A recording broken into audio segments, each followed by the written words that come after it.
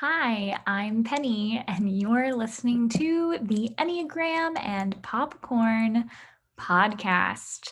Today is my second solo show of season 2, and we're talking about Grey's Anatomy. So, this incredible show has been running for a long time. We're talking 17 seasons. There have been so many characters that have come and gone since the beginning of Grey's Anatomy in the early 2000s. But today we are only going to talk about a few of them. At first, I thought that we would do the original interns, right? So that is Meredith Grey, Christina Yang, Izzy Stevens, George O'Malley, and Alex Karev. And then I thought about throwing in Miranda Bailey, who is there attending. But that still felt like so many characters as I sat down with my typing tool, which I have right here, has so many notes on it, and my library of Enneagram books. I was getting a little overwhelmed at how long this show was going to be, even with just those 6 characters.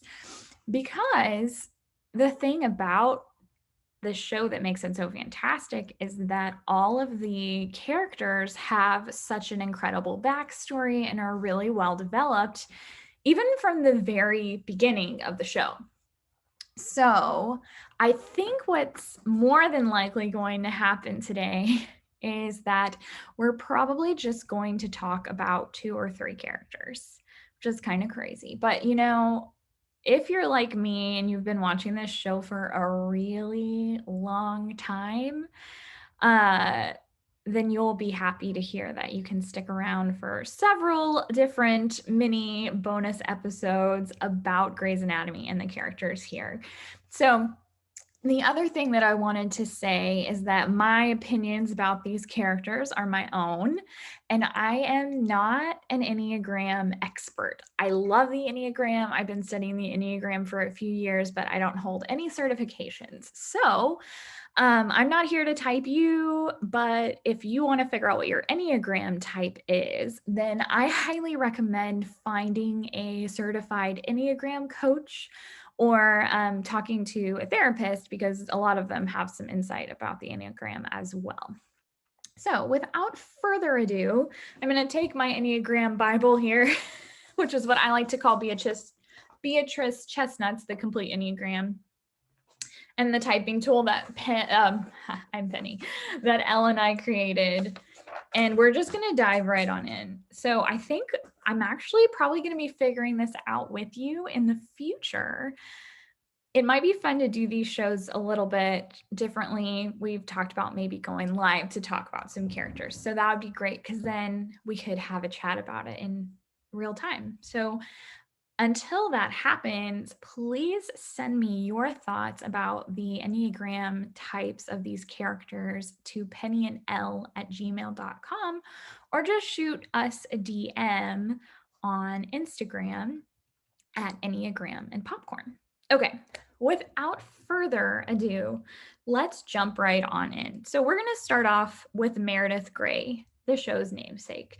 So the show it opens up to the first celebration, you could say, of this group of interns who are beginning their journey to becoming surgeons. So they've been in school a long time. They're doctors, but they're going to be surgeons. The entire show is narrated by Meredith Grey. She is a young surgeon. She is very thoughtful, and we get to see all of the events that are happening from her point of view. So Meredith is the daughter of a very famous surgeon. Her mother has won so many awards. She's very well known. And it's pretty apparent that Meredith is feeling like she's in the shadow of her mom throughout the entire show just about. So the other thing is that I want to just tell you before we go any further is we're going to just stick to the first few seasons of this show so far. So I actually am not caught up 100%. And I'm not going to give too many spoilers because I know this is a great Netflix show that people like to jump on at any time. So I'm only going to talk about the first probably 3 or 4 seasons. But anyway, so Meredith Grey, she has so many great quotes. But my favorite one is she talks about how sometimes I go all dark and twisty. Can you hear my dog in the background? So this feels like a classic 4 quote, right? Dark and twisty. Meredith is definitely someone who has a rich inner life, as we are privy to when we get to hear her narrations. She's very imaginative. She uses big words, right? She talks about a lot. She talks a lot about how when she was a little girl, she would pretend to be a surgeon, and she had this doll that her mother gave her. And to me, I know all children are very imaginative, but when the ways that Meredith talks and speaks about this doll, I can really identify with her imagination.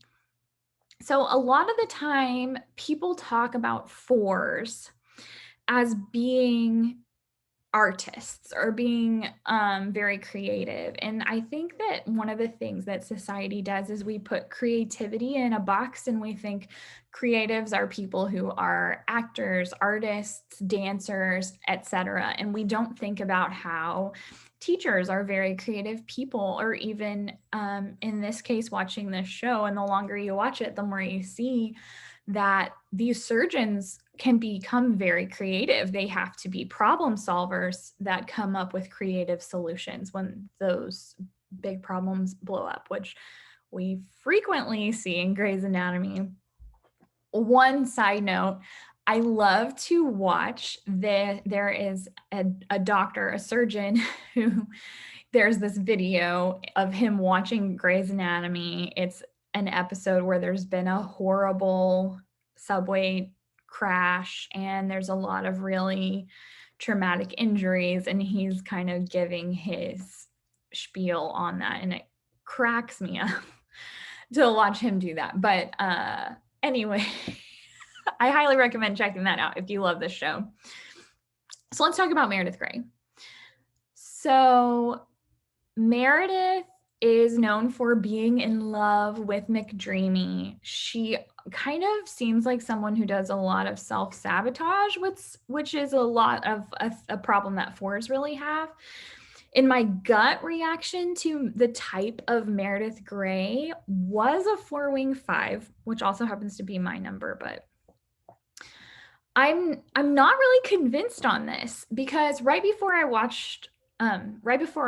I started recording this episode to talk to you, I watched a Christmas episode of Grey's Anatomy from season 2. It's called Grandma Got Run Over by a Reindeer. It's a Christmas episode, so I felt like it was appropriate. And when I watched it, it made me kind of doubt her 4-ness for a second. So 4s have 2 lines, just like all Enneagram numbers. They grow to 1 and they descend to 2. So in strength, or like when 4s are thriving, they look more like 1s with a can-do attitude. They're more organized. They get more things done. And when they are stressed out, they become more like 2s. Like the bad side of 2s. So that looks like being manipulative or giving away pieces of themselves, like doing things for other people to get them to like them. And so I'm actually not really sure that I feel like Meredith is a 4. I can't even believe I'm saying this. Like I said, my gut reaction, Meredith Grey, 4-wing 5, kind of a lot of the things that happen in the show lead me to believe this. You know, she has a big push and pull relationship with Dr. Derek Shepherd, but one of the 7 deadly sins, the sin that is associated with fours, is envy. And I don't think we see Meredith Grey experiencing this deep envy. Now, I will say that another thing associated with fours is deep-rooted shame.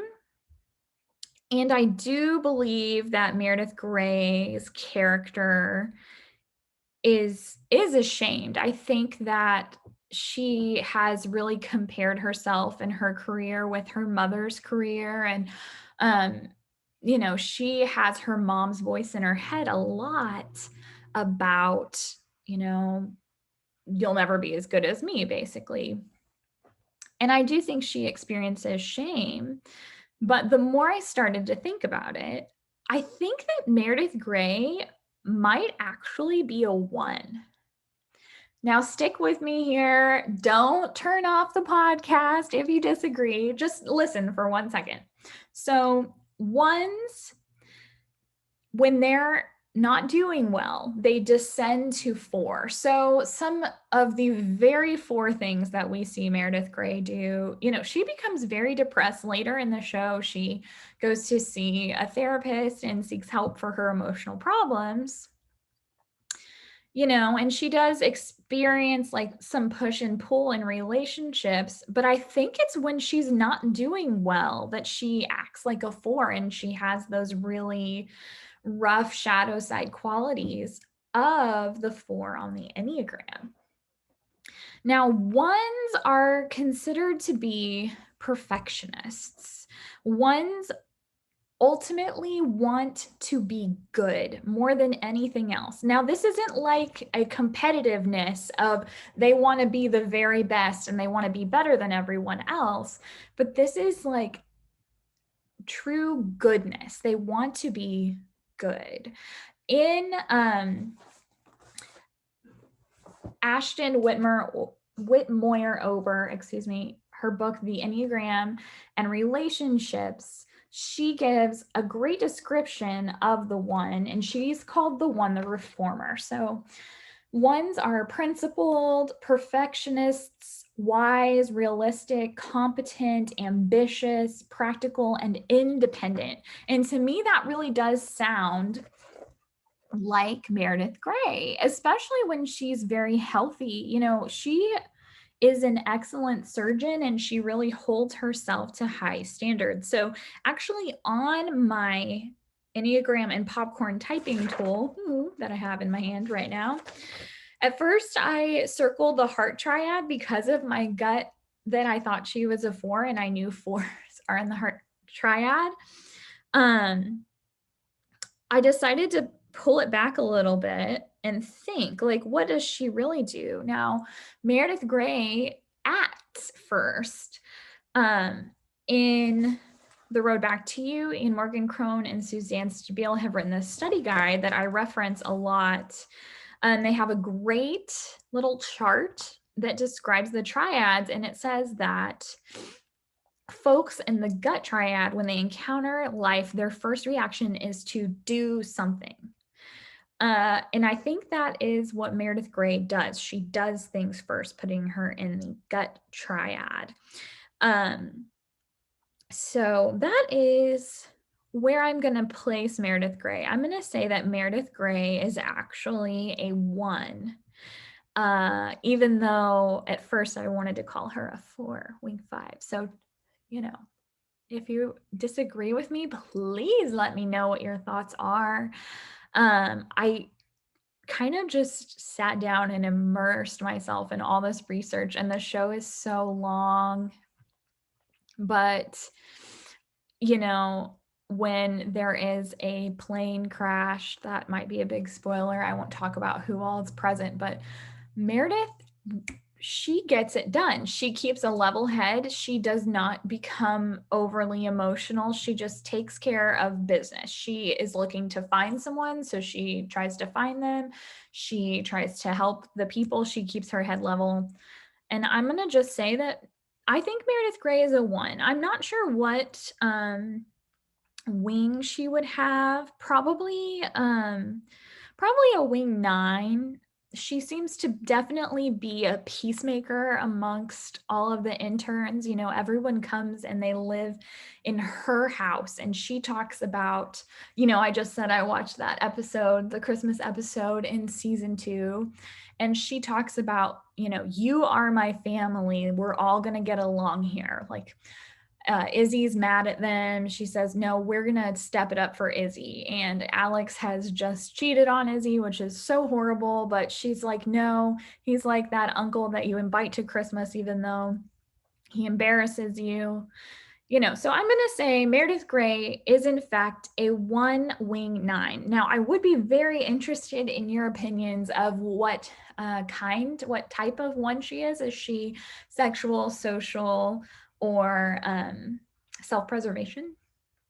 So please let me know what your thoughts are there. And so now we're going to move on. Those are my thoughts. So the next person, and maybe you guys, maybe I'm just being a 4 who likes to rock the boat, because I think that what was happening as I was reading through all these books, trying to work through the types and subtypes of everyone, I was completely rocking my own boat. So we're going to talk about Christina. Christina Yang is Meredith Grey's person. They are BFFs. Christina is Meredith's ride or die. You know, they are there for one another all the way 100%, even if they don't agree with each other, which is pretty cool.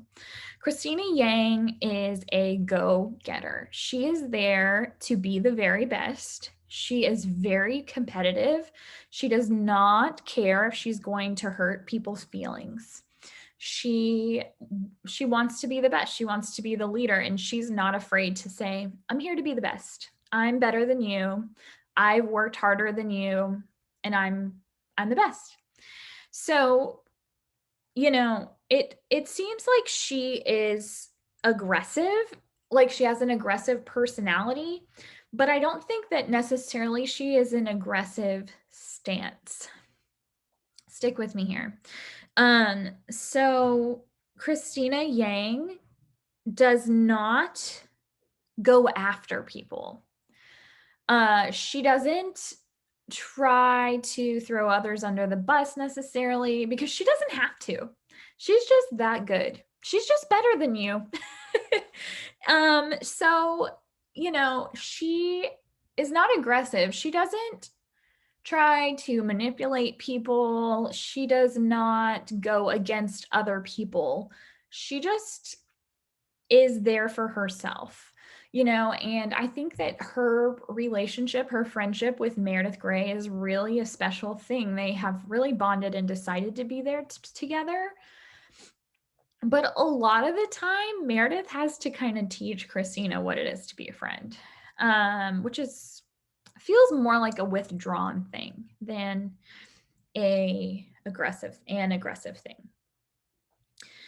So the aggressive types are 8, 3, and 7. So at first I thought, after having watched this show for so long and not considered the Enneagram, the minute I decided to do the solo show about the characters here on Grey's Anatomy, I was like, oh yeah, she works really hard and she wants to be the best. She wants to look like she's got her ish together. She's a 3, or you know, but I don't think that's true. So then I stopped and I was like, well, 3s care about image. And while I do think that it is important to Christina to be strong and appear strong, I don't think that aside of that, it's an appearance thing. So Then it went to maybe an 8, right? Because I'm thinking she's aggressive. 8s are very bossy. They tell people what to do. They're snappy. When men are 8s, we call them leaders. And then when women are 8s, sometimes we call them the B word, which is not cool. But I don't think that Christina Yang is an 8 because I don't think she spends time telling people what to do. Now, I know I said we were going to stick to the first few seasons, but later on, we get a great example of this when Christina ends up with her own interns and she has trouble letting them do things. She just wants to do it herself. She doesn't trust anybody else to do it. She wants to be the one to do it. So then I decided, no, Christina Yang is not an 8. Well, that's very strange. And then I remembered listening to Ian Morgan Cron's podcast called Typology. And he did an interview with, I can't remember who it was. I can't remember who he was talking to, but I will never forget this as long as I live. Because, I do think Christina is she seems to be angry and very independent. But he said that actually some of the angriest people in the entire world are 4s.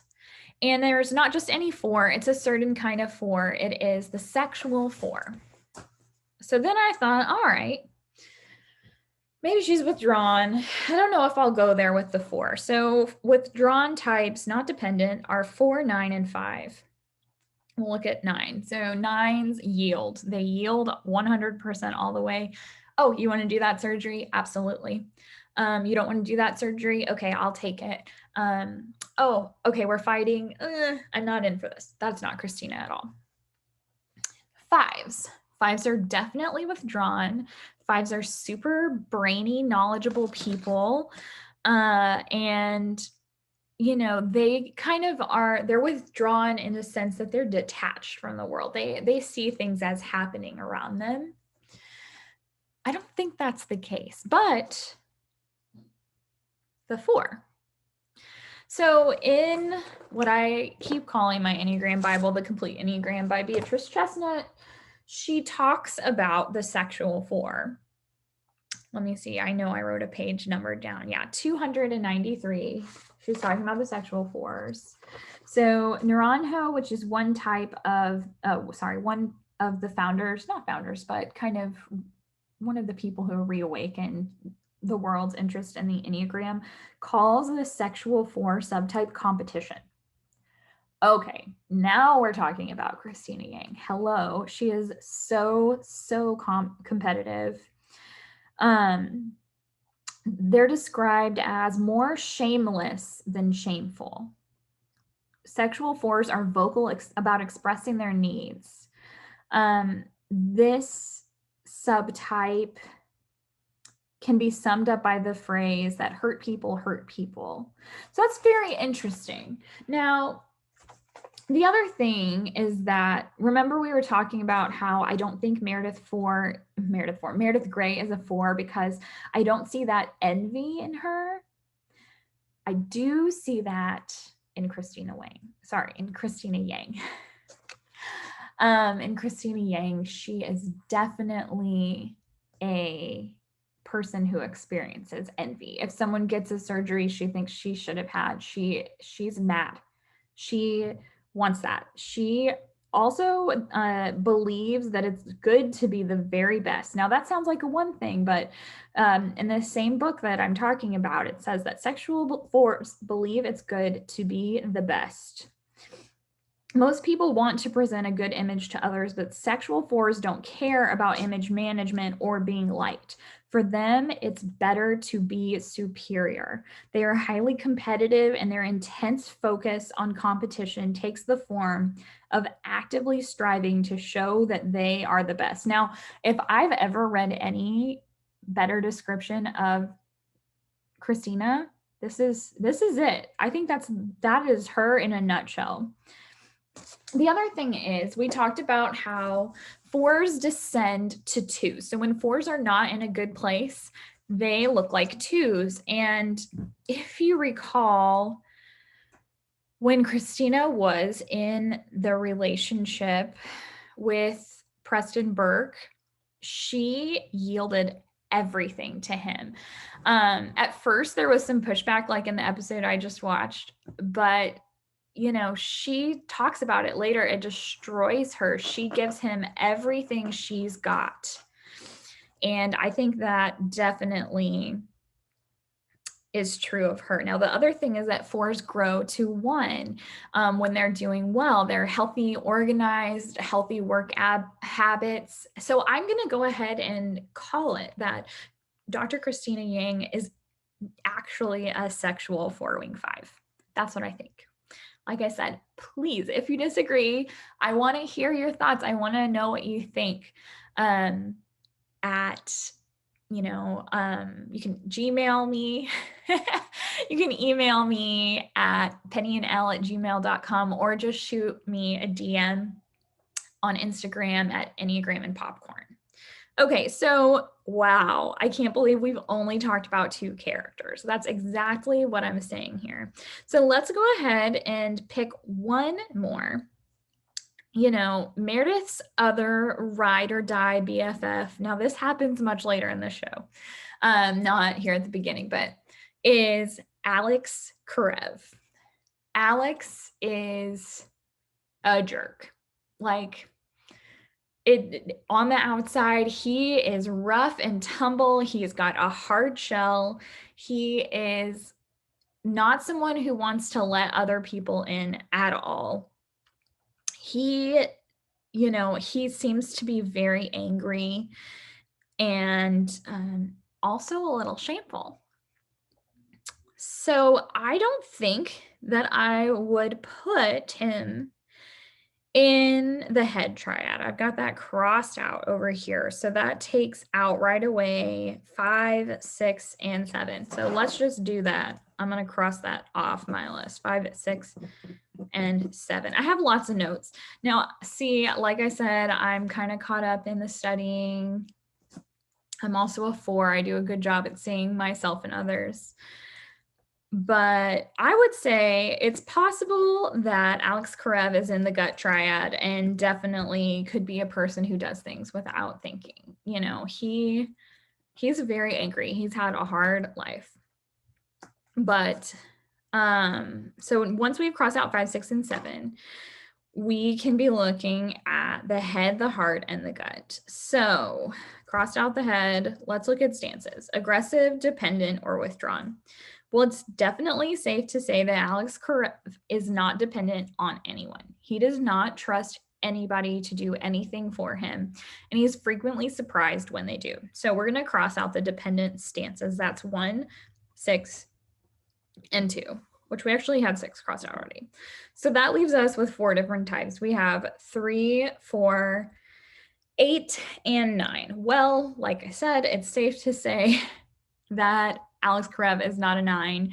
He does not mind conflict one bit. In fact, he frequently creates it. So we're going to cross that number out. So we've got 8, 3, and 4. So 3s work very hard. They care about image. But I don't think Alex Karev is a 3. So we've got 4 and we have 8. Alex seems like a textbook 8. He is very angry, which, you know, maybe he's not a textbook 8. Sorry, 8s. I don't mean to give you a bad rap. Alex seems angry like an 8. But just like I mentioned before, that 8s and certain types of 4s share that in common. So let's read a description of an 8 from Ashton Whitmore Ober's The Enneagram for Relationships. Sorry, I've got to flip there. Okay, here we are. So let's see. 8s are confident, protective, passionate leaders. They are decisive, truthful, assertive, independent, bossy, and productive. So Alex Karev is definitely passionate and protective. We'll see that later on in the season, but when you see the way that Alex Karev takes care of Izzy, you can definitely see he is a protective person. So the thing about eights is that they want to prove how strong they are. Now, we see that happen a little bit with the way he gets in fights with people. But that's a possibility. I think it's definitely possible that Alex Karev could be an 8. 8s actually grow to 2s on the Enneagram. Now, we'll see later that Alex Karev ends up in peds, which is crazy because you do not see that coming from the very beginning. But he has a way of being very gentle with children and the people that he cares about. So I think that's great. And 8s also descend to 5. Now, the part of 5 that they turn into is like overly researching. So think like 8s, if they're not feeling like, if 8s get a bad diagnosis somewhere at the doctor, they will go home. The first thing they will do is the thing you should never do, which is Google, and just get caught up in the doom and gloom. Which is kind of like the shadow researchy side of 5. So that's possible for Alex Karev. But the other thing is that I think Alex Karev could be very similar to Christina Yang in the fact that he could be a sexual 4-wing 5. Like I said, stick with me here. Don't come at me too hard if you disagree. But the underlying emotion for 4s is shame. So we find out as the show goes on, that Alex had to take care of all of his siblings because his dad left them and his mom was mentally ill. I think she had schizophrenia. Sorry, it's been a while since I watched those episodes. So he had to take care of everybody. He experienced a lot of shame for that. And also that kind of made him the nurturing type that he is. Like I said, I keep talking about, you see that a lot in the early episodes, the way that he cares for Izzy, who's so sensitive and fragile. And you also see that come out the way he takes care of kids in peds. So I think it is possible that Alex Karev could be a 4. 4s are withdrawn and not aggressive. So I don't know. Honestly, I'm pretty I'm not sure either way. I think he could be an 8 just because of he kind of tends to react from his gut. We see that a lot later on, especially, he kind of just goes with whatever he is feeling. So kind of the gut and the heart can be hard to decipher sometimes, especially when you're watching. And I also think that as far as Alex Karev is concerned, we do not get a glimpse into his inner world as much as we do some of the other characters. He doesn't really let us in. He's pretty hard on the outside, and he ends up having a really beautiful friendship with Meredith Grey, which is why I do think it is possible that he and Christina could actually just be the same number either way. So I think today we're just going to leave it with these 3 characters. I know that's crazy, but I could just see this episode being hours long if I tried to go anymore. So we're just going to stick with Meredith Grey and her 2 best friends. So thank you so much for listening. Like I said, if you agree or if you disagree, I hope you'll follow me and Elle on Instagram, at Enneagram and Popcorn. And I'd love if you could shoot us a DM there or shoot us a line at pennyandelle@gmail.com, just to hear what your thoughts are on the Enneagram types of the characters of Grey's Anatomy. So this is definitely part 1 of a multiple part episode. And who knows, I may come on in a couple months and have changed my mind about this. Maybe you will change my mind. But I hope that you guys have a fantastic new year and a happy holiday. And I know Elle and I cannot wait to come back at you with season 3 of Enneagram and Popcorn. All right, we'll talk to you later. Bye.